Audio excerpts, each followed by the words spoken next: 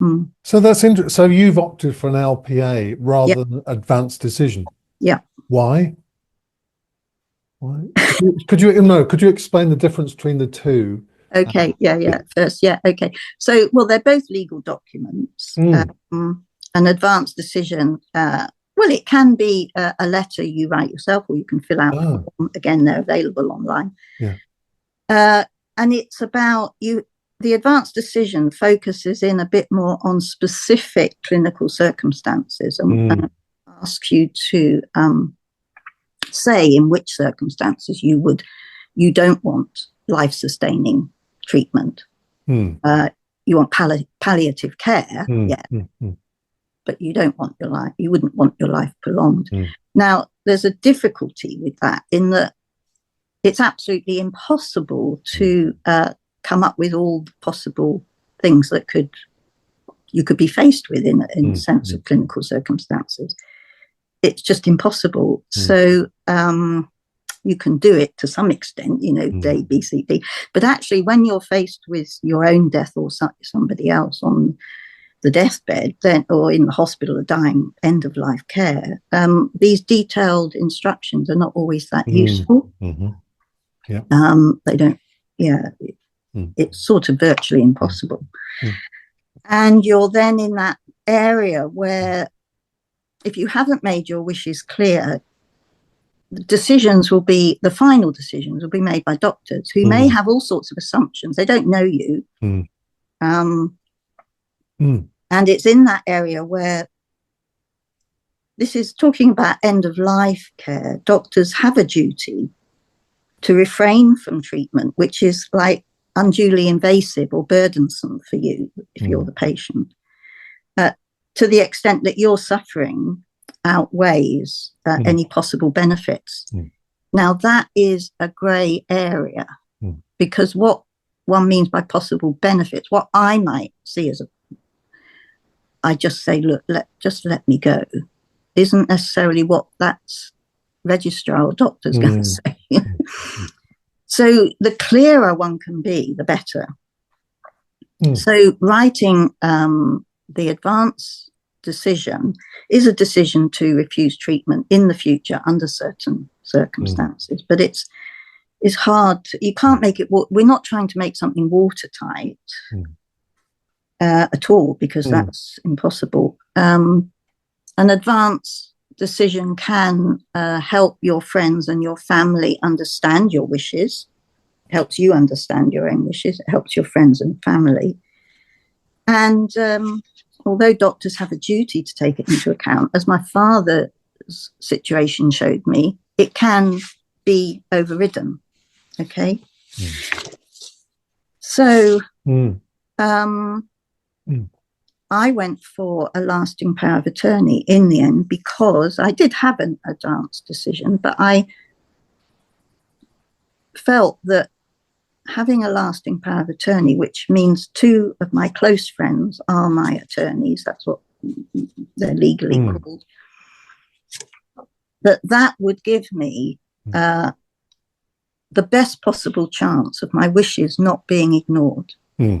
This is assuming I've lost mental capacity. So obviously, if I'm got mental capacity, I can say what I want, and you can change your mind. I mean, you can make these advanced directive or lasting power of attorney. You can change your mind, but if you've gone unconscious, you may or may not regain consciousness, etc. All these circumstances.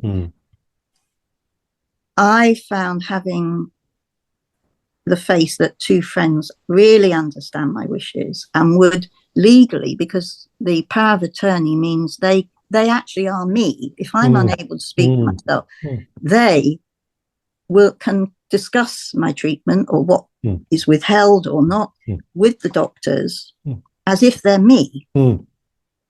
So that was the best possible thing. I felt okay. I felt happier with that. That's really clear. Yeah. That your power of attorney has effectively become you, and therefore they need to know you well enough to be you. Yes, and you need to trust that they know you well enough. Yeah. It's interesting. When I had a near-death experience after quite a severe stroke in 2012, my friends kind of knew what to do, like chant the Shakyamuni mantra, which kind of really helped me actually. And so, yeah, and it's partly because I discussed it with them. Yeah. Oh, there's lots and lots of questions, isn't there, here? Yeah, well, can I just finish off saying Yeah, what of course. VA Sorry, is? yeah. Just so that we're clear, I've said a bit about what the advanced decision is, and there's more in Dr. Hilary Page's book, which is very clear. But with the lasting power of attorney, don't forget your questions, by the way. Come back. There's two parts. So there's a financial one, so that your attorneys, you can have one, two, or a third one in reserve. They can deal as if it's you, legally entitled them to deal with banks, the government pensions, all that sort of stuff. And there's another form which is also called lasting power of attorney, and that's for health and welfare. So you can fill one in and not the other, or do both. And I've done both. And mine states that my two friends, my attorneys, can act individually or together. It's worth reading the forms. It's quite a long form.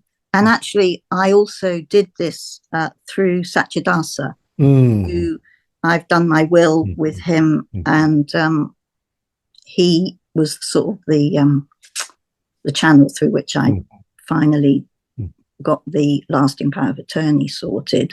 Yes, there's a little fee. There is a fee, but it's not huge. And for the sort of lack of hassle at the end, if you do suddenly die and your affairs have not been clarified, then it can be very difficult for those you've left behind to deal with it.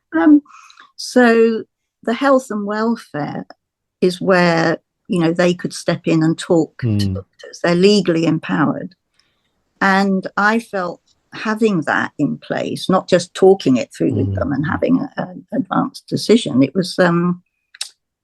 it legally empowers them so they can feel confident talking with doctors, particularly if they're in a scenario, they may never be, but they might be, where the medical doctors are saying one thing about what they want to do with, and my friends are going, well, that's not what she'd want.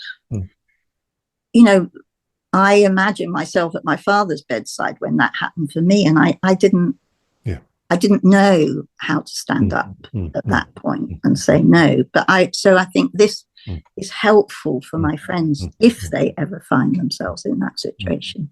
They feel, no, actually, this is, and it's legally sort of watertight, like legal. But